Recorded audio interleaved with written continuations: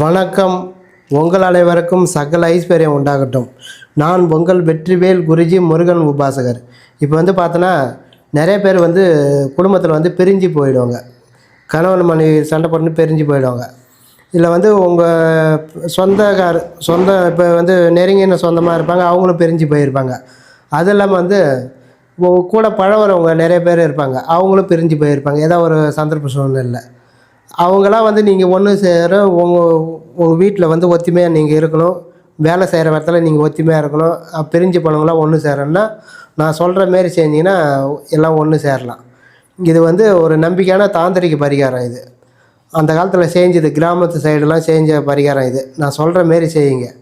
என்ன பண்ணுறீங்க, நம்மளுக்கு நம்ம குழம்புக்கெல்லாம் போடும் பாரு, சமையலுக்கெல்லாம் யூஸ் பண்ணுவோம் பார்த்தியா, கடுகு. அந்த கடுகு நம்மளுக்கு வேணும். அது எவ்வளோனா ஒரு 1/4 கிலோ அளவுக்கு வாங்கிக்கிங்க. இல்லை ஒரு 200 கிராமு, இல்லை ஒரு 150 கிராம் அளவுக்கு வாங்கிக்கிங்க. வாங்கி எடுத்து வச்சிங்க. அதுக்கப்புறம் நம்மளுக்கு இந்த கொட்டாங்கச்சி வேணும். கொட்டாங்கச்சி சிரட்டை இருக்குது இல்லையா, அந்த கொட்டாங்கச்சி நம்மளுக்கு ஒரு 3 கொட்டாங்கச்சி நம்மளுக்கு வேணும். அது எப்படி வேணும்னா, தேங்காவை உடச்சிங்கன்னா ஒரு பக்கம், இப்போ தேங்காய் இப்படி நெக்கி வச்சிங்கன்னா ஒரு பக்கம் 3 கன்று இருக்கும், கீழ் பக்கம் கன்று இருக்காது ஒரு கொட்டாங்கச்சியில். அந்த கன்று உள்ள பகுதி தான் நம்மளுக்கு வேணும் கொட்டாங்கச்சி. அது எப்படி வேணும்னா, 3 கொட்டாங்கச்சி நம்மளுக்கு அது கன்று உள்ள பகுதி 3 அது போல் எடுத்துக்குங்க. எடுத்து என்ன பண்ணுறீங்க, அதை வேக வச்சுருங்க. எப்படியோ ஐடியா பண்ணி நீங்கள் வேக வச்சு அதை நெருப்பாக்கிங்க. எதனா பிடிக்கிற மாரி இது ஒரு கட்டிங் பிளேடை வச்சு பிடிச்சி எரி வைக்கிற மாரி எரி வச்சு அதை எரியணும். அந்த கொட்டாங்கச்சி 3 அடுக்கி வச்சு அதை எரி வைக்கணும். எரி வச்சிங்கன்னா நிமித்தி வைக்கணும், இப்படி கவுத்து வைக்கக்கூடாது. நிமித்தி வச்சுட்டு என்ன பண்ணுறீங்க, 2 கையில் கடுகு எடுத்துக்குங்க. அந்த கடுகு வாங்கி வச்சுக்கிறீங்க இல்லையா, அந்த கடுவை 2 கையில் எடுத்துங்க. எடுத்து மனசில் இப்படி நெஞ்சிக்க வச்சுங்க. நெஞ்சாண்டை வச்சுக்கின்னு நல்லா வேண்டிக்கணும். யார் உங்களை விட்டு பிரிஞ்சு போனாங்களோ அவங்க சீக்கிரமாக என்கிட்ட ஒன்று சேரணும், பிரிஞ்சு போனவங்க என்கிட்ட வந்துடணும் நல்லா மனசில் வேண்டிக்குங்க.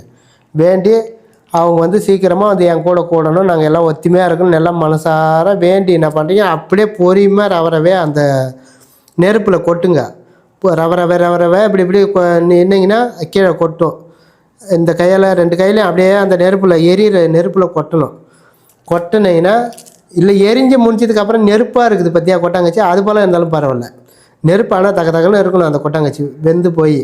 அப்போ கொட்டினீங்கன்னா இந்த கடுகு அதில் உழுந்த உடனே வெடிச்சு செதறும், வெடிக்கும், பட்டார்னு வெடிக்கும் ஒரு மாதிரி பட்டன்னு. அதே போல் ஒரு 3 தடவை செய்யணும். எப்படின்னா, ஞாயிற்றுக்கிழமை செய்யலாம் வாரம். இல்லை அமாவாசை நாளில் செய்யலாம். உங்களுக்கு எப்போல்லாம் சந்தர்ப்பம் கிடைக்குதோ அது போல் டைமில் செஞ்சிங்கன்னா இதை இப்போ செஞ்சு முடிஞ்சதுக்கப்புறம் இது எரிஞ்சிது இல்லையா, இதை என்ன பண்ணுறீங்க, ஓரமாக தள்ளி விட்ருங்க. ஓரமாக யாரும் கால் கைப்படாத வரத்தை தள்ளி விட்ருங்க. இல்லைன்னா எடுத்து தண்ணியில் கடைச்சிருங்க, தண்ணியில் தூக்கி போட்டுருங்க. அதுக்கப்புறம் இதை வாரம் செய்யறது இப்போ நல்ல நாளாக நம்ம ஞாயிற்றுக்கிழமை ஒரு நாள் செய்யலாம் வாரம். இல்லை உங்களுக்கு ஞாயிற்றுக்கிழமை செய்யணும்னா அமாவாசை நாளில் செய்யலாம். அமாவாசை நாள் 3 அமாவாசைக்கு செஞ்சுன்னா உங்களுக்கு பலனை கொடுக்கும். பிரிஞ்சவங்க யார் பிரிஞ்சு போகிறாங்களோ அவங்க உங்களுக்கு கூட ஒன்று சேர்ந்துருவாங்க. இது தப்பான இதுக்கெல்லாம் செய்யக்கூடாது. நல்ல ஒரு நட்பாக பிரிஞ்சு போகிறாங்க பாரு, அவங்களுக்கு செஞ்சுக்கலாம். நீங்கள் கணவன் மனைவி பிரிஞ்சு இப்போ கணவர் உங்களை விட்டு பிரிஞ்சு எட்ட போயிருப்பார், அவங்க வரணும் நல்லா வேண்டிக்கணும். வேண்டி இப்போ சீக்கிரமாக என் கூட இருக்கணும், ரொம்ப கஷ்டமாக இருக்குது அது ஒரு மாதிரியாக இருக்கும், உங்களுக்கே தெரியும் கஷ்டப்படுறது. அவங்க இல்லாமல் இருக்க முடியாது, உங்களுக்கு அந்த சூழ்நிலை இருக்கும். அது போல் வேண்டிக்கினீங்கன்னா சீக்கிரமாக இவங்க ஒன்று சேர்ந்துருவாங்க. இப்போ மனைவி பிரிஞ்சு உங்களை விட்டு போயிட்டாங்க இல்லையா, அவங்களும் இது போல் இருந்ததுன்னா அதை இப்போ இது நல்லா வேண்டிக்கினீங்கன்னா ஒன்று சேர்ந்துருவாங்க.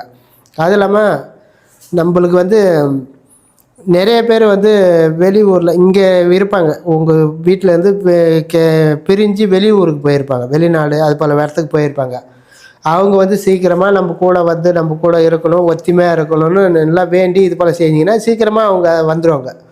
உங்களுக்கு ஒரு மன கஷ்டம் இருக்கும், அவங்க பிரிஞ்சு போய் ரொம்ப தூரம் வெளியில் இருக்கிறாங்க, நம்மளால் இருக்க முடியல, ஒரு ஏக்கம் இருக்கும் உங்களுக்கு. அது போல் இருந்தாலும் அவங்க சீக்கிரமாக வருவாங்க, வர்றதுக்கு வாய்ப்பு வழியை உருவாக்கி கொடுக்கும். அது இல்லாமல் இதை அந்த காலத்தில் கிராமத்து சைடெலாம் நிறைய பேர் செஞ்சது ஒரு சம்பிரதாயமாக அந்த காலத்தில் தாந்திரிக பரிகாரமாக இதை செஞ்சாங்க பெரியவங்களாம். எப்படின்னா அந்த காலத்தில் ஃபோன்லாம் கிடையாது. ஃபோன் பண்ணி கேட்கறது எப்படி அவங்கக்கிட்ட பேசி வார்த்தை தொடர்பு இல்லாமல் இருக்கும். இப்போ அவங்க வீட்டுக்காரர் வெளியில் கிளம்பி போயிடுவார். போயிட்டு அவர்கிட்ட பேச முடியாது. எப்படின்னா அவர் போயிட்டு வந்த அன்றைக்கி தான் வந்து வீட்டில் வந்து சேர்ந்தா தான் இவங்களுக்கு நிலை. அவங்க போயிட்டு வர வரைக்கும் ஒரு மாதிரியா இவங்களுக்கு ஒரு கெத்துன்னு இருக்கும், ஒரு மாதிரியா மனசில். போனவர் இன்னும் காணோம், போனவர் இன்னும் காணோம். அது போல் இருக்கும்போது அவங்க போனவங்க கொஞ்சம் நேரம் ஆகிப்போச்சு, வரத்துக்கு வந்து டைம் ஆகிப்போச்சு, இருட்டி போச்சு, இன்னும் வரல, என்ன ஆச்சு தெரில அவருக்குன்னு இவங்க 2 கையால் அந்த கடுவை வாரி என்ன பண்ணுவாங்க, அடுப்பு அப்போல்லாம் விறகு அடுப்பு தான் வச்சு எரி போடுவாங்க.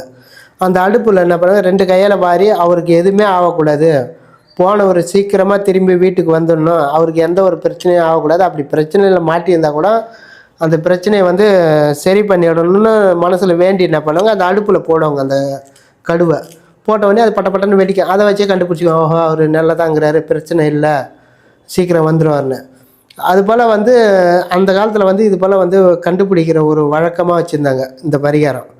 இதை வந்து இந்த காலத்தில் இப்போ இருக்கிற கலியுகத்தில் வந்து நிறைய பேர் வந்து ஃபோனு எல்லாம் வந்துடுறதுனால இருக்கிறத வச்சு கண்டுபிடிச்சிக்கிறாங்க. ஃபோன் மூலிமா பேசிக்கிறாங்க. அவர் எங்கே போகிறாரு எங்கே வர்றாருன்னு ஃபோன் மூலிமா பேசி கொண்டுக்கிறாங்க, இதை பார்த்துக்கிறாங்க. அது வந்து பிரிஞ்சு போனவருக்கும் இது போல் செய்யலாம். பிரிஞ்சு போகிறீங்க இல்லையா, அவங்களுக்கு இது போல் செஞ்சிங்கன்னா பிரிஞ்சவங்க ஒன்று கூடலாம். நான் சொன்னபடி செஞ்சு உங்களுடைய வாழ்க்கையில் வளம் பெற்று நலம் பாருங்க. நன்றி, வணக்கம்.